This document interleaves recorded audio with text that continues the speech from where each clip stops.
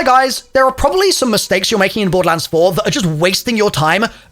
Stop doing side quests. First of all, just stop. Seriously, in this video, we're going to walk through why you need to stop doing those and a bunch of other tips and tricks and quality of life improvements so you can insta-kill bosses, farm legendaries faster, you can level faster, like all that stuff. So buckle up, we're going to jump into this side quests thing first, and then I'll just keep rattling off useful information for you guys. So let's begin. Side quests. You're going to get tons of them unlocked as you play through the campaign, and they give you XP and a couple of other rewards as well. But I recently saw Epic point something out, so shout out to him, which totally changes the way that you should evaluate whether it's worth doing a side quest at a given time. Because as you play through the campaign, there isn't actually any benefit to being a higher level sooner, because the enemies in the campaign are just going to adjust their level to be higher than you anyway. So you don't need to power level super early, but after you beat the campaign, you're going to unlock the specializations part of the game. And this is like a Paragon level system where you want to just juice XP into it as much as you can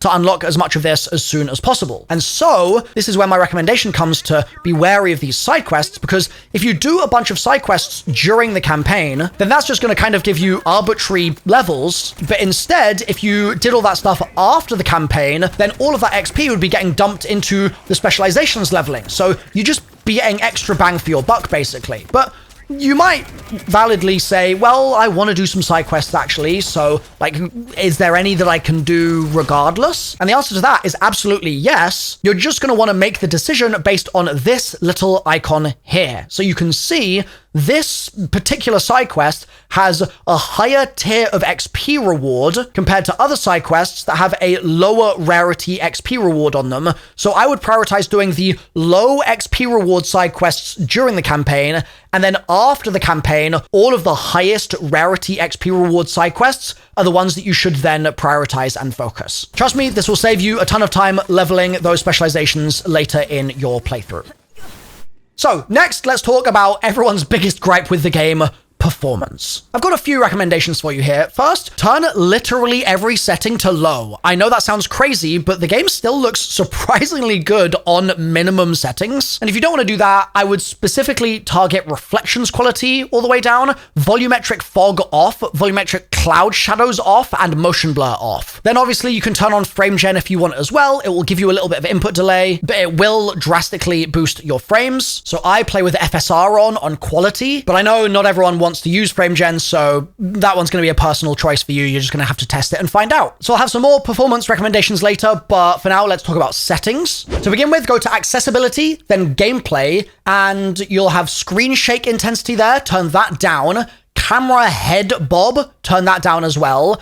Grapple view tilt, turn that off. And this one's going to save you a lot of frustration because it's really annoying on the default on setting because it locks your camera. And I also quite like mantle with forward on. That's going to mean that in those scenarios where you want to mantle, but the game's mantling system is just not very good, the game is going to handle that for you by just being like, don't worry, I'll mantle you if this is mantleable, and if not, then you won't have to worry about it. It's non-essential, it's slightly more personal preference, this one, but yeah, I think that's a good one to turn on. And another one on this screen actually is map zoom speed. You can turn that up as well because the scroll wheel feels really slow for zooming otherwise. Now, speaking of things that are sort of personal preference or just feel nice, if you go into controls and then basic, turning on toggle glide is going to make your jump just auto glide you. So you're going to feel a bit more like a warlock from Destiny or something, which I think is quite nice. And you can also use mouse ADS snap to target, and that's an aim assist toggle. And it feels really good in my opinion with that on. It's just going to help you hit your shots better. Then we're also going to go into gameplay basic and turn echo location path visibility duration to long. And this is especially useful because sometimes the echo path is on cooldown and you can't make it come back again, which can be a bit frustrating. And I also recommend toggle radar display to radar, and that's going to make it much easier to see enemy locations in that little radar as well. Then finally, for our settings section, the audio settings in the game are actually really extensive. So if you're struggling to hear character voices, for example, there's literally a mix that prioritizes character dialogue, and you can even specifically turn down Claptrap's voice should you so desire. So with the settings out of the way, let's talk about getting into the game now. What's the best way to get better loot faster? harder? Well, the first thing that you should do is you should play on hard difficulty, which sounds like it might be harder, obviously, but it's actually not in my experience. The only real strong noticeable difference is that you need to pay attention to elemental synergies more. And to explain how these work, Mental Mars has a fantastic graphic which breaks it all down visually, so I'm just going to put that on screen right now. Thank you, Mental Mars. As you can see here, different element types on your weapons are going to do better or worse damage to different types of enemy health bars. So if an enemy has a red health bar, then that means that incendiary damage is going to work better on that enemy. Similarly, blue shield, that's going to be most effective to take down with shock damage. Or if an enemy has armor, which is yellow, that's going to be best taken out with green corrosive damage. But you have some other options as well for stuff that's not going to be the best option in the world, but is still going to be competitive. It might be stronger than just using a non-synergistic element. And the reason playing on hard, in my opinion, isn't actually that much harder is that so long as you're paying some attention to this and you've got options for if shielded enemies come along, you're going to have something to shock them with, for example, you're not really going to notice things having like twice as much health or anything like that. Like, you're still going to take the enemy out basically just as fast because you're using those elemental synergies properly. It's only if you use them wrong that hard becomes a little bit more problematic. And the good news is that hard gives you better loot rarity and more cash, so it's definitely worthwhile to play this way. So let's talk next about XP farming. Maybe you're avoiding side quests like I recommended earlier, but you still want to make sure that you're leveling efficiently.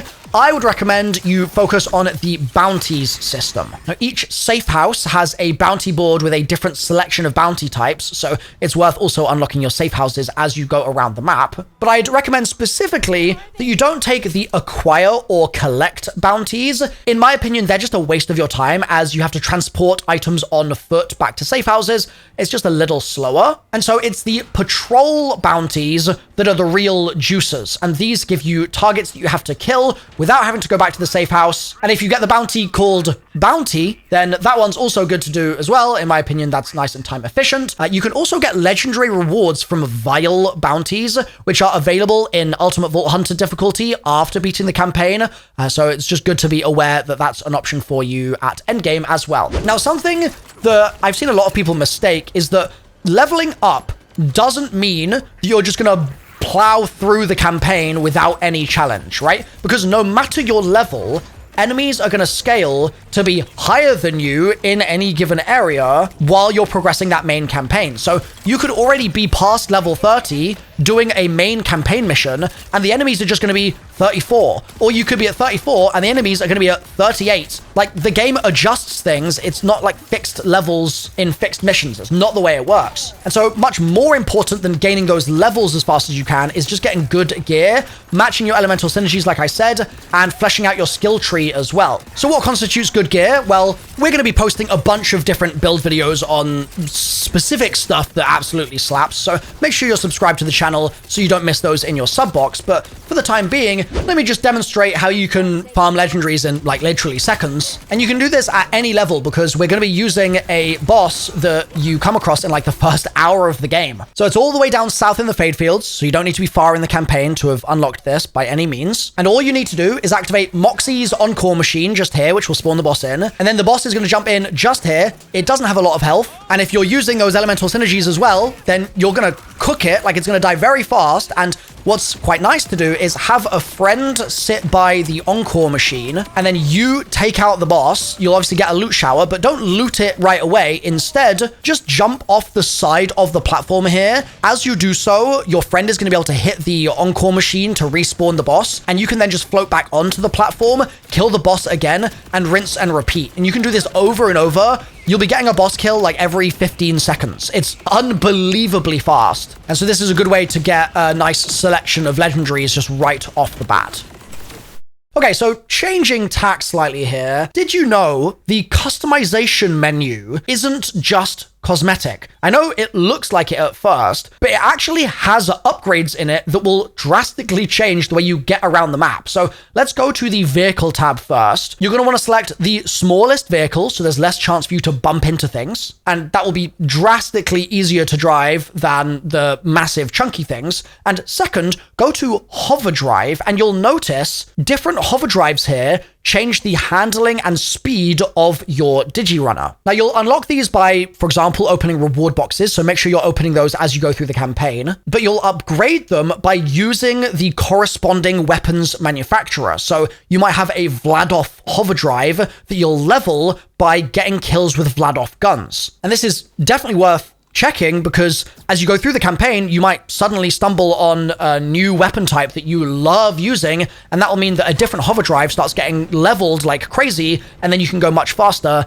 in your Digirunner. And I guess a bonus tip here as well is, as you're going through the campaign, make sure you're opening all of your rewards boxes straight away, because the level of the items inside them are fixed, and so you don't want to leave it for an extra 10 levels and then you open it and it's useless to you, right? So open those right away. And also, if you're worried about the pre-order bonuses in the game, in those rewards boxes, and you're like, oh, I want to save those boxes until I beat the campaign so that the level of the pre-order items are higher, don't do that, because it's not the way it works. Like I said, they're fixed levels in the boxes, and so as soon as you start your campaign, open the rewards boxes from pre-ordering. You'll have a level 1 legendary in there and a level 50. You can just put the level 50 in your vault once you unlock the bank later, but the level 1 you can use from the jump. So open those as soon as you get them. Okay, next tip.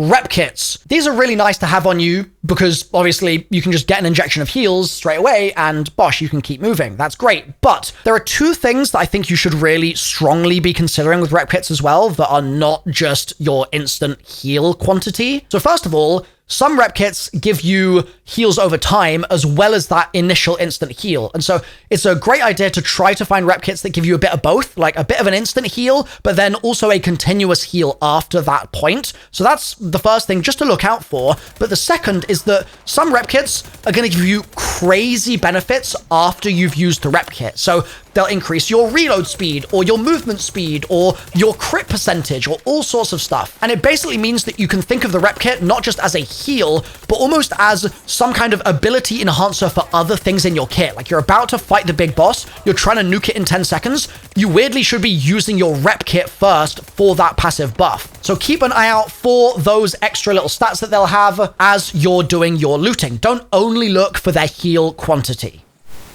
Next, I have a tip for you if you have friends. No, don't go. I don't want to lose all the viewership on this video. Stay here regardless. You'll learn something new. You can apply it once you make some buddies in Borderlands 4. So if you've got a friend that's crazy high level, they can just drop you random loot that they pick up and you can sell it and you'll be rich. So that's a fun thing that you can do with friends. Like if you're boosting a new player through the campaign, you can just give them a couple of level 50 weapons. They can sell those. They'll be rich. They can buy whatever they need from that point on.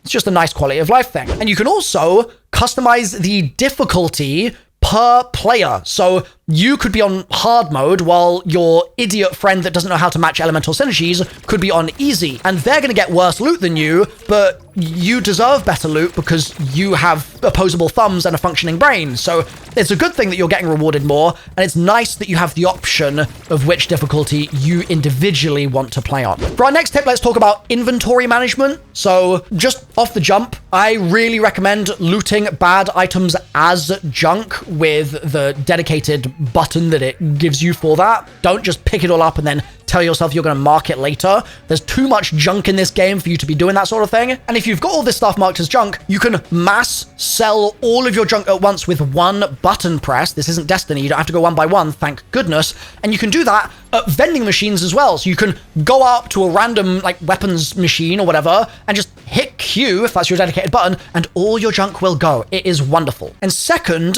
if there's something that you really love, don't just leave it not marked as junk, but specifically mark it as a favorite so that you don't accidentally sell it later. Now, third, and maybe most importantly, you could also mark items you want to save as bank. And then when they're marked, you can instantly transfer these to the bank while next to a bank or by hitting this at the bottom of your inventory screen to instantly send them to the bank from anywhere, which is such a nice quality of life kind of feature, and you really should be using it.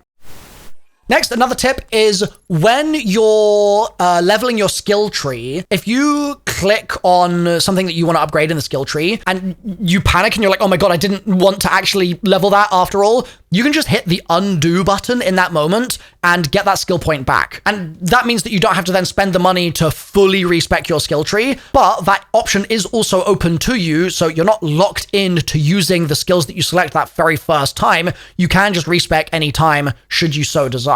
Okay, I said I would come back to performance. There's also a couple of niche tricks that you can do. So for example, you can't use all of the DLSS frame gen features unless you've got a 5000 series card, but there's actually like a sort of sneaky workaround that you can use outside the game to force the game to allow you to use those settings even without a 5000 series. And I'm gonna make a separate video dedicated to performance that walks you through that, so that'll be on my channel. Make sure you're subbed so you don't miss it. But another thing that's been really improving people's performance is refreshing your shader cache completely. And this is a little bit more involved, but I'll link you a guide on how to do it in the description of this video. But I've seen people get like 30 FPS boosts from this or completely remove any crashing issues that they've been having.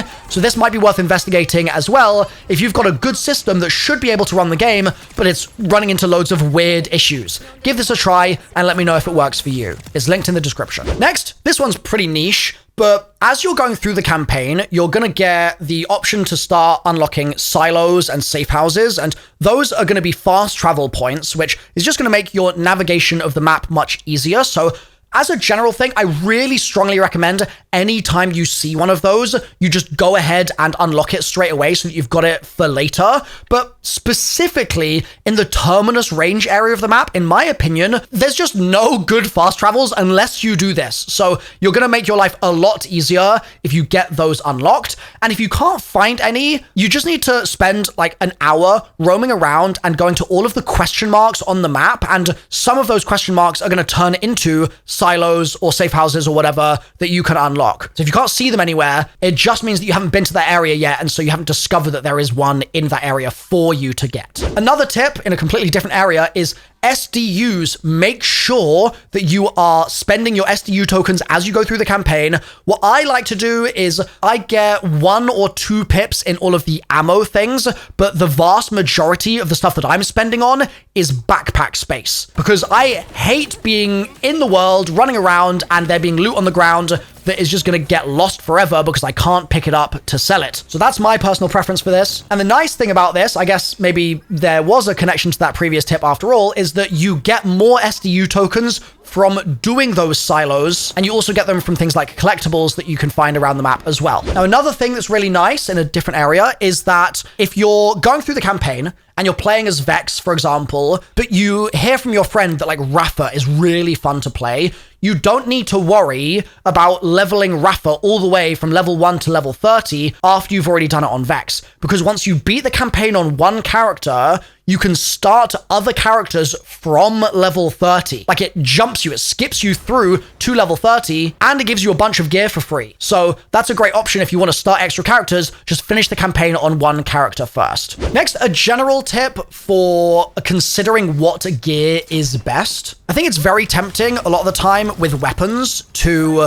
just look at their DPS that they do and call it a day and be like, oh, well, this is higher DPS, so therefore it's just instantly better. But it really isn't how it actually plays out a lot of the time in my experience, because if you've got something that has a crazy extra effect, that effect often will not be accounted for in the DPS, but it will just completely nuke a room. I'm going to give you an example of this in just a second here, but yeah, just pay really close attention to those extra effects, because they're not necessarily shown within the DPS stat, but they might be the thing that you need to make your build go absolutely crazy. And the same applies actually for the rarity color as well. Like greens and blues can slap in this game, so don't write them off instantly just because they're lower rarity. So let's work through this example now.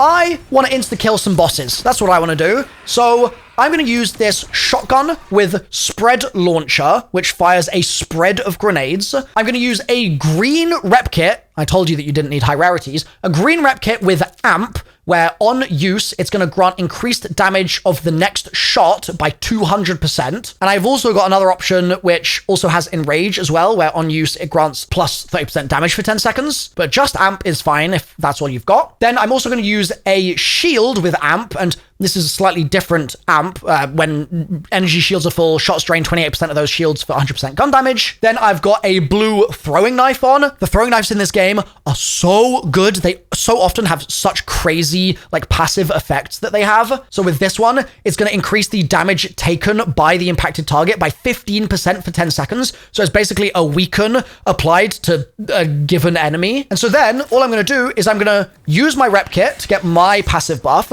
I'm then going to throwing knife the enemy to debuff the enemy, and then I'm going to use my spread launcher, and kaboom!